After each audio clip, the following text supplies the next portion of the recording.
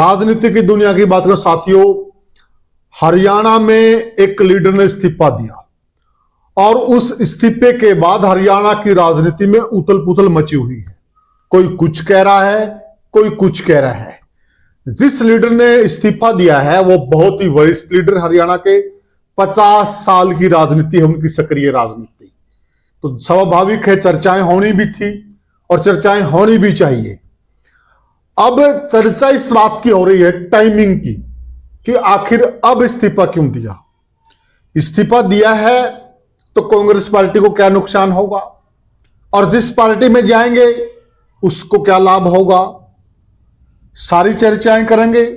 उनके व्यक्तिगत निर्णयों की भी चर्चा करेंगे और विशेषकर इस बात की चर्चा करेंगे कि जो नलवा की राजनीति है उस पर इस इस्तीफे का क्या असर पड़ेगा। तो हमारे साथ मौजूद हैं हमारे वरिष्ठ साथी हैं और बहुत ही जाने माने राजनीतिक विश्लेषक हैं प्रद्युमन जोशीला जी। प्रद्युमन भाई राम राम। राम राम जी, सभी दर्शकों को नमस्कार, राम राम।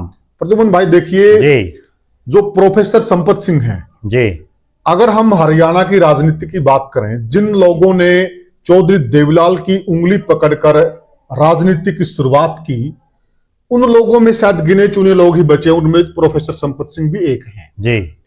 और एक जमाने में तो यूं मानिए कि ये कहा जाता था कि ठीक है चेहरा चौधरी देवीलाल का है लेकिन उन फैसलों में झलक प्रोफेसर संपत सिंह की रही है।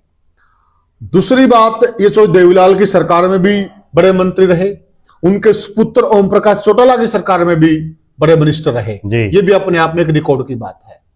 लेकिन एकाएक इन्होंने देवीलाल परिवार को छोड़ दिया। लेकिन अब जो चर्चा हो रही है, जो कांग्रेस पार्टी से इन्होंने इस्तीफा दिया है एकाएक जी, तो इसको लेकर बहुत सारी उथल पुथल मची हुई है। आप इस फैसले को अपनी नजर से किस प्रकार से आंक रहे हैं? देखो, अब जो प्रोफेसर संपत सिंह ने फैसला लिया है जी, वो एक मजबूरी वश लिया गया फैसला है। अच्छा, क्योंकि कांग्रेस में जिस ढंग के हालात और जिस ढंग की परिस्थितियां हैं आज के दिन जी, उनके सब रास्ते बंद हो चुके थे जी। ये वही प्रोफेसर संपत सिंह हैं जिनको 2009 में इंडियन नेशनल लोकदल ने हिसार से लोकसभा की टिकट दी। जी बिल्कुल, बड़े कांटे के मुकाबले में लगभग 6000 के आसपास वोटों से चुनाव हार गए थे, 6900 वोटों से। और उस समय हर तरफ यही चर्चा थी कि संपत सिंह इसलिए चुनाव हार गए कि इंडियन नेशनल लोकदल के जो हिसार के वर्कर थे जी, वो कहीं ना कहीं चौधरी ओम प्रकाश चौटाला के बेटे जो उस समय चुनाव लड़ रहे थे लोकसभा का, अजय सिंह चौटाला, वहां चले गए थे और उस वजह से यहां जो है चुनाव लूज कर गए प्रोफेसर संपत सिंह। भिवानी से वो चुनाव उसके बाद प्रोफेसर संपत सिंह ने चौधरी देवीलाल का फोटो लगा करके जी अपने कार्यकर्ताओं की एक मीटिंग बुलाई और उस मीटिंग में उन्होंने जो है पार्टी छोड़ने का ऐलान कर दिया जी। मुझे आज भी वो दिन याद है। और पार्टी छोड़ने के बाद हालात ये बन गई थी प्रोफेसर संपत सिंह की कि परिसीमन हो चुका था। उनका खुद का भट्टू विधानसभा क्षेत्र जहां से वो कई दफा विधायक रहे थे, मंत्री भी रहे थे सरकारों में जी, वो उनका टूट गया था और फतेहाबाद में भट्टू का इलाका लगा दिया गया था। और फतेहाबाद नेचुरल बात है, शहरी सीट थी, शहर का प्रभाव था उसमें। उस लिहाज से संपत सिंह का ये लग रहा था कि वहां से बात नहीं बढ़ेगी। एकाएक उन्होंने चौधरी भूपेंद्र सिंह हुड्डा के गीत गाने शुरू किए, कांग्रेस पार्टी को ज्वाइन किया और भूपेंद्र सिंह हुड्डा ने राजनीतिक रूप से बेघर हो चुके प्रोफेसर संपत सिंह को परिसीमन में नए बने नलवाल के टिकट दे दी जी, जहां प्रोफेसर संपत सिंह का अपना कोई प्रभाव नहीं था। ये अलग बात है कि उनका जो खुद का घर था वो भले ही भट्टू से विधायक रहे लेकिन उनका घर सेक्टर 15 में था जो नलवाल के में आता। Yes, yes. लेकिन नलवा के गांव में और उसमें वो बहुत ज्यादा सक्रिय नहीं थे। उनको विधायक बनाया। विधायक बनाने के बाद 5 साल उनको ना मंत्री बनाया, ना उनके परिवार से या उनको खुद को कोई बहुत बड़ी चौधर दी। वो कहीं ना कहीं ये भी दर्शा रहा है कि कांग्रेस ने ठीक है राजनीतिक रूप से बेघर प्रोफेसर संपत सिंह को एक नया घर दिया लेकिन जितना उनको देना चाहिए था वो नहीं दिया। प्रद्युमन भाई देखिए, इसमें एक चीज ये भी है, अब हुड्डा साहब ने भी सरकार बनानी थी जी, और सरकार तो एमएलए से बनेगी जी, तो उनको भी तो एक एमएलए चाहिए था ना नलवा का जी, एक जिता हुआ आदमी भी चाहिए था और एक संपत सिंह जैसा साफ सुथरा चेहरा, बेदाग चेहरा, जो इतने लंबे समय तक मंत्री रहे। ये भी आप मानेंगे देखिए कि जो आदमी वित्त मंत्री रहा हो और जो देवीलाल की सरकार में भी, ओम प्रकाश चौटाला की सरकार में भी, लेकिन बेदाग छन रही है, इसमें भी कोई दो राय नहीं है। तो कहीं न कहीं एडवांटेज तो भूपेंद्र सिंह हुड्डा ने भी तो लिया ना उस चेहरे का। नहीं, बिल्कुल, देखो फायदा तो मिला है। हाँ। नेचुरल बात है, जब प्रोफेसर संपत सिंह इनेलो को छोड़ करके कांग्रेस में आए 2009 में, इंडियन नेशनल लोकदल बहुत अच्छी हालात में था, बहुत अच्छे हालात। और अगर संपत सिंह इनेलो में रहते तो हो सकता है कांग्रेस भी तो 40 आई थी, बहुमत से पीछे थी कांग्रेस, हो सकता है कांग्रेस 30 पटक जाती या 35 पटक जाती। एक चीज ये देखिए ना, वो सीट पे कांग्रेस जीतने में कामयाब रही जो संपत सिंह का क्षेत्र रहा था। यानी कि इनके जो गांव कुछ उकलाना में लगे, भट्टू के गांव, कुछ भट्टू के गांव नलवा में लगे, आदमपुर को छोड़ दें तो बाकी जगह कामयाब रही थी, कामयाब रही थी। तो कहीं न कहीं श्रेय तो था इनका। नहीं, निश्चित रूप से था श्रेय। लेकिन उसमें बात यह है ना, 2-3 चीजें हैं कि प्रोफेसर संपत सिंह को भी उस समय जरूरत थी। जरूरत तो बिल्कुल, क्योंकि तब बीजेपी का तो कोई था नहीं सिस्टम। No doubt. ठीक है, हरियाणा में पार्टी मेन कांग्रेस और इंडियन नेशनल लोकदल। इनेलो जो वो कहते हैं कि मेरे साथ गड़बड़ होगी, तो उसके बाद और कोई विकल्प नहीं था, तो नेचुरल बात है कांग्रेस में चले गई। अच्छा, कांग्रेस की ये मजबूरी थी कि हिसार एरिया में जो सबसे बड़ा चेहरा कांग्रेस में था, चौधरी भजनलाल का परिवार, वो कांग्रेस छोड़ चुका था 2007 में। बिल्कुल, चौधरी भजनलाल और कुलदीप बिश्नोई जो है छोड़ चुके थे। उसके बाद इस पूरे इलाके में कांग्रेस के पास कोई नेता नहीं, बड़ा चेहरा नहीं, क्योंकि यहाँ के जो राजनीति थी पूरे 7 के 7 हल्कों की, वो चौधरी भजनलाल के परिवार के इर्द गिर्द घूम रही थी। फतेहाबाद में भी चौधरी भजनलाल के परिवार का एक अच्छा खासा नाम था। You are right. और उसकी वजह से कांग्रेस को भी जरूरत थी इस इलाके में कि मजबूत लीडर हो, और इसीलिए प्रोफेसर संपत सिंह को आते ही तुरंत प्रभाव से नलवा से टिकट दे दी। वरना तो मैं आपको ये बताऊं कि नलवा में उस समय, क्योंकि नया नया हल्का बना था, 2 दर्जन के आसपास लोग टिकट मांग रहे थे। कोई पद यात्रा निकाल रहा था, कोई होर्डिंग लगा रहा था, कोई पोस्टर लगा रहा था, कोई जनसभाएं करवा रहा था। ठीक है, यहां तक कि जो रामनिवास घोड़ेला जिसको बरवाड़ा से टिकट दी, वो भी नलवा से मांग रहा था। और हराया किसको? जसमा मतलब चौधरी भजनलाल के धर्म पत्नी, जो बहुत बड़ा राजनीतिक परिवार था उस दौर में, बहुत बड़ी ताकत थी, इसमें कोई दो राय नहीं, बिल्कुल। तो उस परिवार को हराया। वो तो ऐसा है, प्रोफेसर संपत सिंह ने श्रीमती जसमा देवी को भी हराया, रणबीर सिंह गंगवा जो आज मंत्री हैं उनको भी हराया। ठीक है, दोनों अपने आप में ठीक है। रणबीर गंगवा उस समय बड़ा चेहरा नहीं थे, लेकिन रणबीर गंगवा का सबसे पॉजिटिव पॉइंट ये था कि उनका गांव इस हल्के में था। बिल्कुल, और गंगवा बहुत बड़ा गांव है, बहुत बड़ा गांव है। ठीक है ना, दोनों को हराया उन्होंने। फिर उनको जब मंत्री नहीं बनाया गया, 2014 में उनको फिर टिकट दी 2000, और यहां तक भी है कि 2014 में जब उनको कांग्रेस ने टिकट दी तो वो बुरी तरह से चुनाव हारे। उस चुनाव में चौधरी भजनलाल के बेटे चंद्रमोहन ने चुनाव लड़ा था, वो भी हार गए। चौधरी भजनलाल के परिवार का कोई सदस्य आज तक नलवा से नहीं जीत पाया है। ये भी अपने आप में एक रिकॉर्ड की बात है। और 2014 की हार के बाद प्रोफेसर संपत सिंह को ना 19 में टिकट मिली, ना 24 में मिली। उसके बाद उन्होंने 19 के चुनाव में जब उनकी टिकट कटी तो बीजेपी में शामिल हो गए। बीजेपी वालों ने भी उनकी पूरी जो है, जो बिरानमाटी एक राजनीतिक रूप से कहते हैं, क्योंकि उनको कोई पद नहीं दिया, कोई बहुत वैल्यूएबल उनकी जो है जगह पर उनको नहीं रखा गया। उसकी वजह से फिर आखिरकार उन्होंने फिर भूपेंद्र सिंह हुड्डा के पाले में वो चले गए, फिर कांग्रेस ज्वाइन कर ली। 2024 में उनको फिर कांग्रेस ने टिकट नहीं दी। जब कांग्रेस ने टिकट नहीं दी उनको, तो उन्होंने फिर इंडिपेंडेंट फार्म भरा। उसके बाद दीपेंद्र सिंह हुड्डा उनके आवास पर आए और फिर जो है वो मान गए प्रोफेसर संपत सिंह।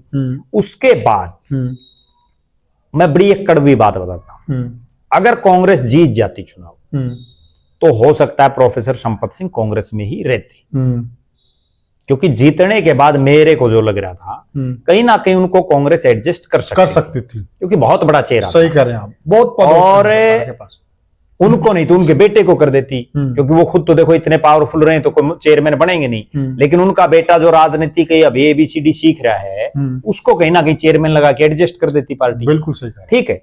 उसके बाद कांग्रेस चुनाव हार गई। कांग्रेस चुनाव हारने के बाद प्रोफेसर संपत सिंह का मन भी डावाडोल रहा।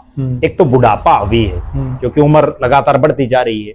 अच्छा, जो उनके बेटे हैं गौरव संपत सिंह, उनमें मैं जो समझ रहा हूं जितने गट्स राजनीति के प्रोफेसर संपत सिंह में, वो गौरव संपत सिंह में नहीं है। क्योंकि प्रोफेसर संपत सिंह ने तो एक आम घर से उठ करके और राजनीति में संघर्ष किया है। You are right. उन्होंने धरने, जलसे, जुलूस, प्रदर्शन, हर चीज में भाग और लिया। किस राजनेता के साथ उन्होंने राजनीति की शुरुआत की है? बिल्कुल। वो अपने आप में राजनीतिक यूनिवर्सिटी थे। बिल्कुल चौधरी देवीलाल। बिल्कुल। और गौरव संपत सिंह ने तो ऐसा कोई लंबा चौड़ा कोई संघर्ष किया नहीं, वो तो अपने पिता की छत्र छाया में राजनीति कर रहे हैं। बिल्कुल। उसके बाद 2024 का रिजल्ट आ गया, चौधरी ओम प्रकाश चौटाला साहब का देहांत हो गया। उस समय भी इस तरह की अटकलें शुरू हो गई थी कि अब प्रोफेसर संपत सिंह इनेलो में घर वापसी करेंगे। कांग्रेस का शीर्ष नेतृत्व भूपेंद्र सिंह हुड्डा को सीएलपी बनाए ना बनाए इस उहापोह की स्थिति में था। प्रोफेसर संपत सिंह और उनके बेटे गौरव संपत सिंह लगातार सोशल मीडिया के विभिन्न प्लेटफॉर्मों पर बिना नाम लिए जो है इस तरह की टिप्पणियां करते रहे, जो कहीं ना कहीं या तो जयप्रकाश जेपी से संबंधित रही, जो हिसार के सांसद हैं, आज के दिन भूपेंद्र हुड्डा के सबसे नजदीकियों में शामिल हैं, क्योंकि भूपेंद्र हुड्डा की कोठी पर अगर सबसे ज्यादा समय कोई नेता रहता है हुड्डा फैमिली के अलावा तो जयप्रकाश जेपी मिलेगा आपको। उनको हम यूं कह सकते हैं आजकल वो हुड्डा के हनुमान है। बे अनुमान है या क्या है वो तो हुड्डा साहब बताएंगे, लेकिन मैं तो ये बड़ी एक बात कह सकता हूं तो है कि मैं जो देख पाता हूं कि चौधरी भूपेंद्र सिंह हुड्डा और दीपेंद्र सिंह हुड्डा की कोठी के बगल में ही जयप्रकाश जेपी की कोठी भी है, जो सरकारी दोनों को दीपेंद्र को और जेपी को मिली हुई है। लेकिन सबसे ज्यादा समय अगर हुड्डा साहब की कोठी पर कोई नेता रहता है तो जयप्रकाश जेपी है, इसमें कोई दो राय नहीं। और सबसे ज्यादा हुड्डा है इसलिए तो नहीं रखते ना पड़ोसी से पहले, पड़ोसी तो अभी बने 1 साल में, 1.5 साल पहले, उससे पहले भी रहा करते, उससे पहले भी सबसे ज्यादा जेपी रहा करता। ये तो मैं आंखों देखी बात बता रहा हूं। और उससे भी बड़ी बात बता देता हूं, जयप्रकाश जेपी वो नेता है पूरे हरियाणा की कांग्रेस में, पूरे हरियाणा के भूपेंद्र सिंह हुड्डा के नजदीकियों में सबसे ज्यादा हुड्डा परिवार को हर मामले में जो आदमी प्रोटेक्ट कर रहा है, जो आदमी हुड्डा साहब की हर बात में हाँ मिला रहे हैं, दीवार की तरह, या जो आदमी हुड्डा के खिलाफ कोई बयान दे देता है उस पर बचाव जो कर रहा है दीवार के, वो जयप्रकाश जेपी है। इसमें कतई कोई दो राय। ठीक बात है। इसके बाद और सीनियर भी तो है। सीनियर तो देखो, सीनियर होने मैंने सबसे बड़ी बात यह है कि 1989 में केंद्र में मंत्री बन लिया। बिल्कुल ठीक है ना। बिल्कुल। आज के दिन एक बड़ी कड़वी बात बताता हूं, हरियाणा की संसद में 10 सांसद हैं और 5 राज्यसभा के सांसद हैं। सबसे सीनियर अगर देखें तो जयप्रकाश जेपी है, क्योंकि 1989 में केंद्र में मंत्री था। प्रद्युमन भाई त्याग देखिए, मैंने इंटरव्यू में उनसे ये पूछ लिया कि आप इतनी बार के सांसद हो गए जी, आप बहुत वरिष्ठ हैं, तो क्यों नहीं आपको मुख्यमंत्री का चेहरा बनाया जाए? उन्होंने साफ मना कर दिया, नहीं, मुख्यमंत्री का चेहरा भूपेंद्र सिंह हुड्डा है, मैं उनके अंडर काम करता हूं, मेरे नेता, ये बात कहना कि मेरे नेता चौधरी भूपेंद्र सिंह हुड्डा हैं। दूसरी बात है, और मैं दीपेंद्र सिंह हुड्डा के साथ भी काम करता हूं, मुझे उनके नेतृत्व में भी, जबकि कड़वे सच्चाई ये है कि चौधरी भूपेंद्र सिंह हुड्डा तो जूनियर वो चुनाव हारे थे और उनसे जूनियर उनका तो खाता 1991 में खुला था, और तब जेपी जो केंद्र में मंत्री बन चुका था। राइट बात है। ठीक है ना। बहुत कम दर्शकों को इस बात का पता होगा कि जयप्रकाश जेपी ने अपनी एक पार्टी भी बनाई थी। यस, ठीक है ना। बिल्कुल। उसके बाद जयप्रकाश जेपी के हुड्डा परिवार के नजदीकियों के चलते और प्रोफेसर संपत सिंह की और जयप्रकाश जेपी की हमेशा से ही राजनीतिक खींचतान रही है, इसमें कोई दो राय नहीं। बिल्कुल। बल्कि उनके जो बेटे हैं गौरव संपत सिंह, उन्होंने तो बिना नाम लिए बहुत कुछ उनके बारे में सोशल मीडिया पर लिखा था, हालांकि नाम नहीं लिया था उनका, लेकिन इशारे उन्हीं की तरफ थे। उसके बाद हर तरफ ये अटकलें शुरू होगी कि वे प्रोफेसर संपत सिंह अब कहां जाएंगे, वो भी बिना नाम लिए हुड्डा को टारगेट करने लगे। और टारगेट भी इसलिए कर रहे थे, मैं जो समझ पा रहा हूं, क्योंकि उम्र का आखिरी पड़ाव किसी भी शख्स का हो तो वो अपनी राजनीति में सम्मानजनक विदाई चाहता है। ठीक बात। कोई भी हो। आज प्रोफेसर रामविलास शर्मा हैं, उन्होंने बीजेपी को इतना सींचा, और आज हालात ये कि बीजेपी ने उनको एमएलए की टिकट नहीं दी, जो खुद टिकट बांटता था। राइट बात है। ठीक है ना। 2014 में जब सरकार बनी, टिकट बांटने वाला रामविलास शर्मा था। 24 आते आते यानी 10 साल में आप देखो कितना गेम बदल गया। समय की टिकट नहीं मिल पाई। ठीक है। उसी तरह से प्रोफेसर संपत सिंह, जो कभी इंडियन नेशनल लोकदल में डिसीजन जो होते थे वो करने वाला ठीक है, वित्त मंत्री, गृह मंत्री को छोटे डिपार्टमेंट, विधायक दल का नेता, बहुत बड़ी बात है, बहुत बड़ी बात है। और उसके बाद अटूट विश्वास, चाहे ओम प्रकाश चौटाला साहब का हो, चाहे चौधरी देवीलाल का हो, वो भी इन पर रहा। इसके बाद हरियाणा प्रदेश की राजनीति में इस तरह की चर्चाएं और इस तरह के विचार सुनने को मिले राजनीतिक गलियारों में कि हुड्डा को अब कांग्रेस खुडे लाइन लगाएगी। इसी के मद्देनजर प्रोफेसर संपत सिंह ने 25 सितंबर को चौधरी देवीलाल की जयंती पर जो उनका सम्मान समारोह रोहतक में आयोजित किया जा रहा था, उसमें वो शामिल हुए और शामिल होकर के उन्होंने खूब अभय सिंह चौटाला, चौधरी देवीलाल, चौधरी ओम प्रकाश चौटाला के कसीदे पढ़े। सार्वजनिक तौर पर बिना नाम लिए भूपेंद्र सिंह हुड्डा और हुड्डा फैमिली पर खूब प्रहार किया। लेकिन मैं तो ये मानता हूं कि राहुल गांधी कहां सोए हुए थे, क्यों नहीं उस दिन उन पर एक्शन किया गया? एक कांग्रेस का नेता और वो जो है दूसरी पार्टी के नेता के गुणगान गा रहा है। ठीक बात है, उसी दिन एक्शन होना चाहिए था। राइट बात है। उसके बाद कांग्रेस ने भूपेंद्र सिंह हुड्डा को विधायक दल का नेता और राव नरेंद्र को प्रदेश अध्यक्ष बना दिया। जो ही भूपेंद्र सिंह हुड्डा को विधायक दल का नेता बनाया, प्रोफेसर संपत सिंह ने फिर से जो है अपने कई इंटरव्यूज में और कई जगह पर सार्वजनिक रूप से बिना नाम लिए हुड्डा पर फिर निशाना साधना शुरू कर दिया। और उनको ये समझ आ गया कि अब कांग्रेस में हुड्डा पावरफुल है। इसी बीच में एक बात और बताता हूं, प्रोफेसर संपत सिंह को जब ये पता चल गया कि हुड्डा साहब के यहां दाल नहीं गड़े, क्यों?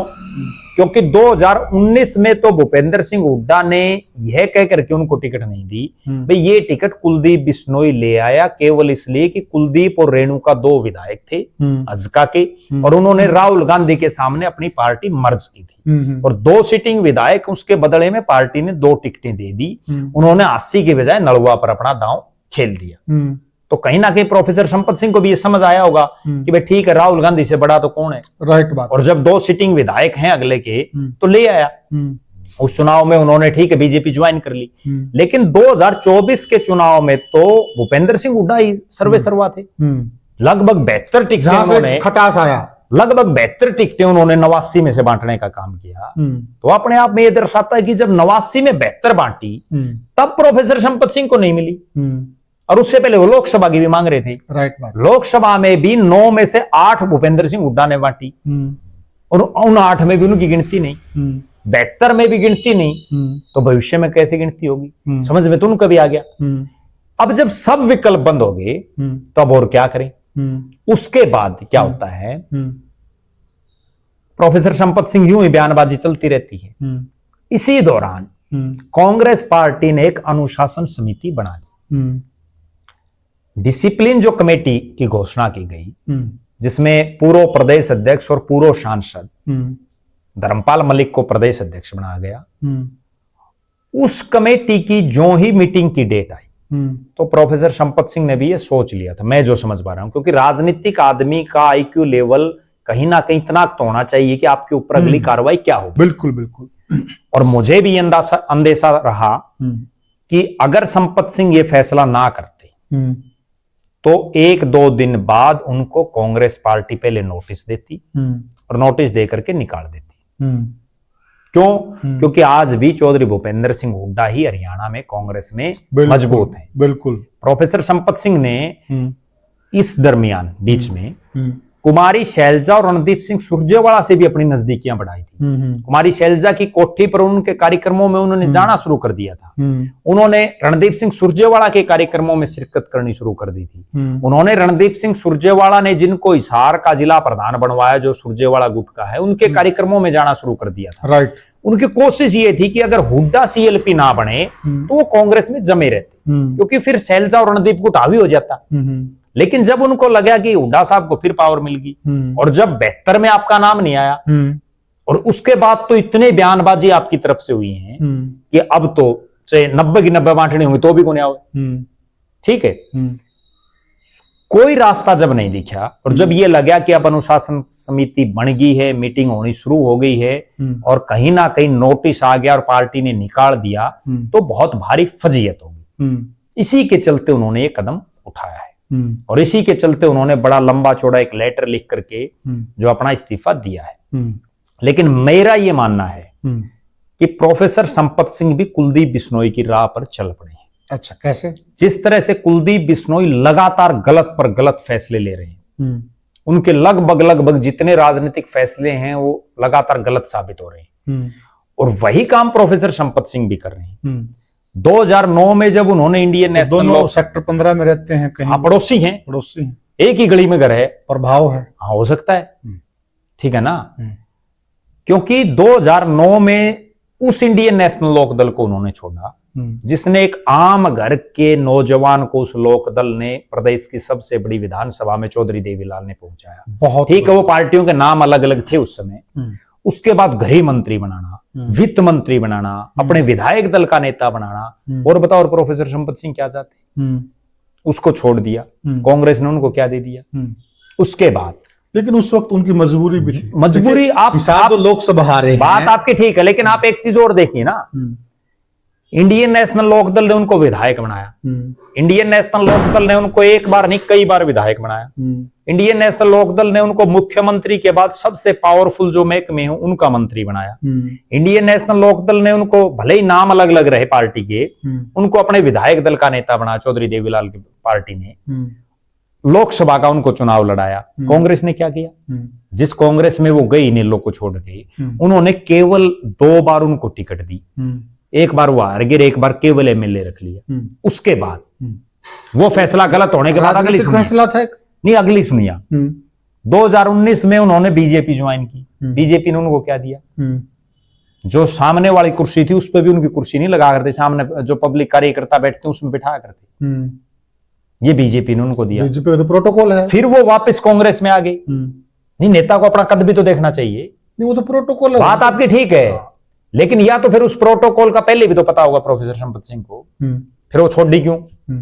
लगभग 2 साल में उन्होंने छोड़ दी। शूट नहीं किया। हाँ, छोड़नी नहीं चाहिए था ना। शूट नहीं किया तो उन्होंने फिर उस समय क्यों ज्वाइन किया? इतना तो राजनीतिक विवेक ज्वाइन करने का उनका एक रीजन था, जो देश के प्रधानमंत्री नरेंद्र मोदी, बीजेपी में वो सर्वेश रहा, एक दौर में इनकी अच्छी ट्यूनिंग रही है, तो उनको लगता था कि वहां देखिए वहां चौधरी। वो ट्यूनिंग बाद में कहां गई? वो ट्यूनिंग तो बीजेपी में प्रोटोकॉल है। हाँ, तो बस ये बात तो उनको पहले समझ लेनी चाहिए ना, प्रोटोकॉल है। और अगर इतना सीनियर नेता इस बात को नहीं समझ पाता तो फिर किस चीज की नेतागिरी कर रहे हैं? इतने सीनियर नेता को समझ लेना चाहिए। तो समझ में आई जब छोड़ दी, फिर जब उनको समझ में आ गई छोड़ दी, उसके बाद फिर क्या फैसला लिया? उसी उल्टी कांग्रेस में चले गए जिसने 2019 में उसकी टिकट काटी। समझ में कहां आई? जो 2019 में उसके साथ किया वही 2024 में कर दिया। तो उस वक्त नहीं आई ना समझ में। उस वक्त इनेलो इतनी मजबूत नहीं थी। बात आपकी ठीक है, इनेलो मजबूत नहीं थी, वो हम भी मानते हैं, मैं नहीं थी, सभी लोग मानते थे वो इनेलो में जाने वाला। लेकिन कई बार राजनीतिक से उनकी बनती नहीं थी, जाए कहां। कई बार राजनीतिक फैसले ऐसे भी होते हैं, आप गलत समय पर गलत फैसला आप ले रहे हो, उसकी बजाय आप चुप होकर के घर बैठ जाओ। 2 साल घर भी तो बैठ सकता था आदमी, एंड टाइम पे फैसला लेता। हमने बहुत नेता ऐसे देखे बिल्कुल जो एंड टाइम पे ले लेते हैं। फिर उसके बाद उससे बड़ा जो गलत फैसला रहा, कांग्रेस ने ठीक है नहीं दी टिकट। 25 सितंबर की रैली से पहले अभय सिंह चौटाला पूरे हरियाणा में घूम घूम करके एक ही प्रचार कर रहे कि मैं दराटा ठा दूंगा 25 को, इतने बड़े बड़े नेताओं को ज्वाइन कराऊंगा कि उस दिन तो आंधी आ जाएगी। और सबकी निगाह ये थी कि प्रोफेसर संपत सिंह ज्वाइन करेंगे। रैली पर गई कांग्रेस में होते हुए, रैली में जाकर के भाषण दिया, खूब अभय सिंह चौटाला, चौधरी देवीलाल, चौधरी ओम प्रकाश चौटाला के कसीदे पढ़े, अपनी पार्टी के नेताओं को बिना नाम लिए खूब टारगेट किया, और उसके बावजूद पटका नहीं पाया, उसके बावजूद पार्टी ज्वाइन नहीं की। अगर उस दिन वो ज्वाइन कर लेते, उस रैली के सबसे बड़े हीरो बन जाते। वो राजनीतिक चूक या गलत फैसला नहीं है तो तालियां बजती, गलत फैसला नहीं है तो और क्या है, तालियां बजती। उस दिन अभय सिंह चौटाला को जरूरत थी, ठीक आज भी जरूरत है, क्योंकि आज भी अभय सिंह चौटाला का राजनीतिक रूप से कोई बहुत बड़ा अभी तक सिस्टम नहीं बन पाया है। बिल्कुल जरूरत आज भी है, लेकिन उस दिन बहुत ज्यादा जरूरत थी। उस दिन वो सुर्खियों में रहते, यस, एक खबर बनती बहुत बड़ी। अभय सिंह चौटाला जो उनको खुद गाड़ी में बैठा के ले आए अपनी में, बिल्कुल, और उनको इतना मान सम्मान दिया, अपने बगल वाली सीट पर उनको बैठा रखा था। यस, और अब क्या है, अगर उस दिन तो वो फैसला ले लेते तो बड़े हीरो बन जाते। तो अब क्या, अब तो इन लोगों को भी समझ में है, अभय सिंह को भी समझ में, ठीक है ले लेंगे पार्टी में, लेकिन जितना वेट उस दिन मिलना चाहिए था अगर वो ज्वाइन करते, अब उतना मिलेगा। मुझे तो इस चीज में बहुत बड़ी शंका लग रही है, क्योंकि अब तो मजबूरी है। अब प्रोफेसर संपत सिंह जाएंगे कहां? भारतीय जनता पार्टी में जाकर के देख लिया भाई वहां क्या हालात हुई उनकी। कांग्रेस से उन्होंने पिंड छुटवाया है अभी, वो कह रहे हैं कि भाई मैं तो बड़े चैन की नींद सोया हूं, ठीक है, इतना भार मेरे सिर पर था, वो कांग्रेस छोड़ दी उन्होंने। उसके बाद अब जो है जेजेपी में लगता नहीं कि कहीं वो जाएंगे। 36 का आंकड़ा। ठीक है, आम आदमी पार्टी का भी कोई बहुत बड़ा जुगाड़ नहीं है हरियाणा प्रदेश में, कोई सिस्टम नहीं है। खुद की पार्टी बनाने की उनकी इतनी क्षमता नहीं है कि वो खुद की पार्टी बना करके और चला सकें। तो और क्या विकल्प बच गया? केवल इकलौता विकल्प है। अब तो विकल्पहीन जब सब सिस्टम हो गया, जब कोई विकल्प ही नहीं बचा, तो क्या फैसला लेगा आदमी? तो फैसला लेगा इंडियन नेशनल लोकदल। चलो ये तो ठीक हो गया, लेकिन ये बताइए कि इनके जाने से लोकदल को कितना फायदा होगा? देखिए ये बातें आपकी सारी सही हैं, लेकिन अभय भी फिलहाल अभय के तर्कस में तीर नहीं है, तो उनको भी तर्कस में तीर चाहिए, और उनको नेताओं को हाथों हाथ भी लेना पड़ेगा, मान सम्मान भी देना पड़ेगा, वेटेज भी देना पड़ेगा। नहीं देंगे तो फिर आप समझते हैं कि तो इन लोगों को क्या फायदा होगा? नहीं, वो तो देखो क्षेत्रीय जो पार्टियां होती ना, वो घर की भाई काका लिखनिया, उसमें चक्की में बना दो। बना तो राहुल गांधी कांग्रेस में भी सकता है, मल्लिकार्जुन खड़गे कांग्रेस में भी बना सकता है, लेकिन राष्ट्रीय पार्टी का एक थोड़ा अलग सिस्टम हो जाता है। प्रदेश की पार्टी है, एक एक आदमी की जरूरत है। आज कांग्रेस के नेता चाहे बड़ी बड़ी डींगे कोई भी आंकता रहे, बड़ी कड़वी सच्चाई मैं बताऊं कि यूं कहते रहे भाई संपत सिंह के जाने से कोई फर्क नहीं पड़ता, प्रोफेसर संपत सिंह चला गया क्या फर्क पड़ता है? एक आदमी भी चला जाता है ना, एक आम कार्यकर्ता, तो भी फर्क पड़ता है। और किसी दूसरी पार्टी में जब आम कार्यकर्ता आ जाता है तो वहां भी फर्क पड़ता है। यही बड़े नेता हैं।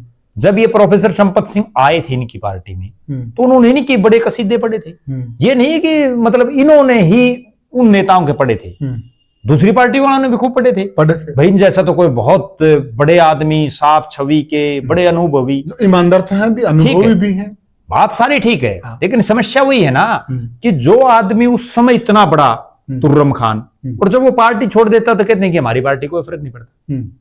राजनीति है, इनकी बात नहीं करें, मैं कोई भी हो, ऐसे ही बोलते हैं सारे, यही तो राजनीति है बस।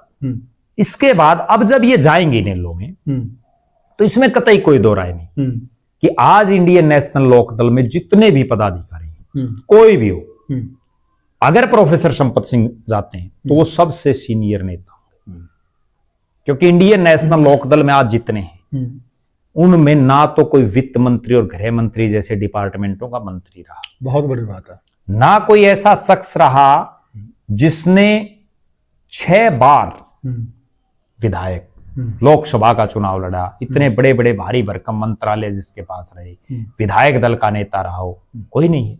और ना कोई ऐसा मंत्री जो देवीलाल का मंत्री हो। हाँ, ये भी है, इकलौते देवीलाल के जीवित मंत्री होंगे जो इनेलो में अभी नहीं। चौधरी देवीलाल के बजाय चौधरी ओम प्रकाश चौटाला कैबिनेट का भी कोई मंत्री नहीं बचा हुआ। रामपाल माजरा तो मुख्य संसदीय सचिव थे, मंत्री थोड़ी थे वो तो सीपीएस थे, मुख्य संसदीय सचिव, राइट, ठीक है। और अभय सिंह चौटाला को जरूरत है ऐसे लोगों। मैं एक बात में बड़ी दाद देता हूं प्रोफेसर संपत सिंह की, देखो पढ़े लिखे इसमें कोई दो राय नहीं, राजनीतिक ज्ञान है इसमें भी कोई दो राय नहीं। जो उन्होंने चिट्ठी लिखी है उसका एक एक शब्द अगर पढ़ा जाए तो वो ये दर्शाता है कि वो कितने परिपक्व नेता हैं। और ऐसा परिपक्व नेता, भले ही चुनाव हार जीत लगी रहती राजनीति में, चौधरी देवीलाल बहुत चुनाव हारे, ठीक है ना, राहुल गांधी चुनाव हार गए, ये चलती रहती राजनीति में, लेकिन उन जैसे परिपक्व नेता के आने से इंडियन नेशनल लोकदल को फायदा होगा, इसमें तो कतई कोई दो राय नहीं। अब वो फायदा कितना होगा और इनेलो इनका कितना यूज कर पाएगी वो समय बताएगा, उस समय अभी तो उन्होंने ज्वाइन ही नहीं किया। अभय सिंह चौटाला पे भी डिपेंड करता है, बिल्कुल। और साथियों देखिए, ये हमारा अनुभव कह लीजिए या कुछ भी कह लीजिए, अभी तक उन्होंने इस बात की कोई घोषणा नहीं की कि मैं इनेलो में जाऊंगा, परंतु हम चर्चा कर रहे हैं, यानी कि हमें कहीं न कहीं इस बात की श्योरिटी है, हमारे जो सूत्र हैं, हमारे जो गट्स हैं, हमारा जो आंकलन है, वो हमें एक क्लियर संकेत दे रहा कि वो इनेलो में ही जाएंगे। तो ये तो हो गया इनेलो के एंगल से जी। अब बात करते हैं हल्का नलवा के एंगल से जी। अब देखिए, अब कहीं हुडा साहब कह देंगे कि कांग्रेस को कोई असर नहीं पड़ेगा, लेकिन रियलिटी ये है कि अब जो मौजूदा चुनाव था, उस चुनाव में जो यहां से कैंडिडेट थे जी, वो बुरी तरह हारे हैं जी, ठीक है। अब एकमात्र कांग्रेस के पास बड़ा चेहरा नलवा में प्रोफेसर संपत सिंह थे, संपत सिंह ने छोड़ दिया है, तो अब यहां भी तो खालीपन हो गया है ना, नलवा में भी तो खालीपन आया है, एक रिक्ता, एक बड़ा नेता गया है, एक अनुभवी नेता गया है, एक भूपेंद्र सिंह हुड्डा से भी बहुत ज्यादा सीनियर नेता गया है। तो कांग्रेस को जो ये नुकसान होगा, तो ये नुकसान कांग्रेस पर कितना भारी पड़ेगा? देखो, इसमें कतई कोई दो राय नहीं कि प्रोफेसर संपत सिंह चौधरी भूपेंद्र सिंह हुड्डा से राजनीतिक तौर पर अनुभवी रहे हैं, बहुत ज्यादा, क्योंकि वो उस चुनाव को जीते थे, हुड्डा साहब हारे थे। राइट, हुड्डा साहब तो 1991 में बने, बिल्कुल ठीक है ना, वो 82 और 87 में बन लिए। बिल्कुल। इसके बावजूद ना केवल नलवा में नुकसान, बल्कि हिसार और फतेहाबाद, ये दो जिले तो ऐसे हैं जिनमें प्रोफेसर संपत सिंह का अपना एक वजूद है, इसमें कतई कोई दो राय नहीं। ठीक है, वो कहीं कम है कहीं ज्यादा है, वो एक अलग बात, प्रभाव है, लेकिन प्रभाव है, लोग जानते हैं। और दूसरी बात, बड़ी कड़वी बात बताता हूं कांग्रेस के लिए, नलवा विधानसभा में 4 चुनाव हुए हैं परिसीमन के बाद, जब नया हल्का बना, केवल एक बार कांग्रेस जीती है, और वो एक बार प्रोफेसर संपत सिंह ही जीते हैं, उन्हीं के चेहरे पर। उसके बाद कांग्रेस लगातार 3 चुनाव यहां से हारी है, तीनों बार अलग अलग प्रत्याशी रहे। ठीक है, प्रोफेसर संपत सिंह भी चुनाव हारे, लेकिन 3 बार लगातार हारना अपने आप में यह दर्शा रहा है कि नलवा विधानसभा क्षेत्र में कांग्रेस की क्या राजनीतिक हालात है। जी, ये तो सच्चाई, इसमें कतई कोई दो राय नहीं। बिल्कुल राइट। और ना केवल नलवा में, बल्कि प्रोफेसर संपत सिंह की वजह से फतेहाबाद में भी कांग्रेस को नुकसान होगा, क्योंकि कांग्रेस के भले ही वहां बलवान सिंह दौलतप्रिय विधायक बन गए, लेकिन बहुत नैरो मार्जिन से, बहुत कम मार्जिन से वो चुनाव जीते हैं। आदमपुर में भी नुकसान होगा, आदमपुर में भी चंद्र प्रकाश बहुत नैरो मार्जिन से चुनाव जीते हैं, वहां भी नुकसान होगा। उकलाना का तो बहुत बड़ा एरिया पुराने भट्टू के हल्के में था, राइट, जो अग्रवा की पूरी बेल्ट है, ये पुराना भट्टू हल्का था, बिल्कुल। ठीक है, वहां भी नुकसान होगा, इसमें तो कतई कोई दो राय नहीं। अब सबसे बड़ी बात यह है कि प्रोफेसर संपत सिंह जो बुजुर्ग हो चुके हैं, वो कितनी मेहनत कर सकते हैं, उनका बेटा कितनी मेहनत कर सकता है, तभी तो लोग जुड़े रहेंगे। वरना हमने वो लोग भी देखे हैं, जब जो बुढ़ापा आ जाता है तो उसके बाद लोग जाना छोड़ देते हैं, कार्यकर्ता जाना छोड़ देते हैं, क्योंकि नए आदमी के साथ जुड़ना लोगों को आसानी रहती है, लोग नए आदमी के साथ जुड़ना पसंद करते हैं। फिट और एक्टिव तो हैं, फिट और एक्टिव हैं, लेकिन जनता के बीच कितने करेंगे, क्योंकि अब वो यूं तो है नहीं 20 किलोमीटर पैदल चल सकते हैं लोगों के बीच में, वो चीज तो नेचुरल बात है, बुढ़ापा आया हुआ है, 80 साल की उम्र। हाँ, लेकिन अब वो ये है कि जैसे जो मोदी जी ने बना रखे हैं ना मार्गदर्शक मंडल, तो इस तरह मार्गदर्शक मंडल में रह करके और जिस भी पार्टी में वो जाएंगे वहां जो अपनी मजबूती अनुभव भी काम आएगा, अनुभव काम आएगा, कोई बात नहीं, बिल्कुल आएगा, नेचुरल। तो साथियों, हमने चर्चा की, बिल्कुल स्पष्ट चर्चा की है और बिल्कुल निष्पक्ष चर्चा है। इस चर्चा में लगभग हमने प्रोफेसर संपत सिंह का जो राजनीतिक जीवन रहा है उसको लगभग पिरो दिया है, और इस तरह से पिरोना कोई आसान बात नहीं साथियों। आप भी कमेंट सेक्शन में बताइएगा कि जो प्रोफेसर संपत सिंह के जाने से हल्का नलवा में जो खालीपन आया है, क्या कांग्रेस पार्टी उस खालीपन को भर पाएगी, और इनेलो में कितना फायदा होगा, और अभय सिंह चौटाला को प्रोफेसर संपत से किस प्रकार से काम लेना चाहिए, और किस प्रकार से इस चेहरे को आगे रखकर इस चेहरे के अनुभव को पार्टी में समायोजित करके किस प्रकार से इनेलो को आगे बढ़ाना चाहिए, यह आप हमें कमेंट सेक्शन में बताइएगा। फिर मिलेंगे किसी और मुद्दे पर, किसी और मामले में, तब तक के लिए राम राम।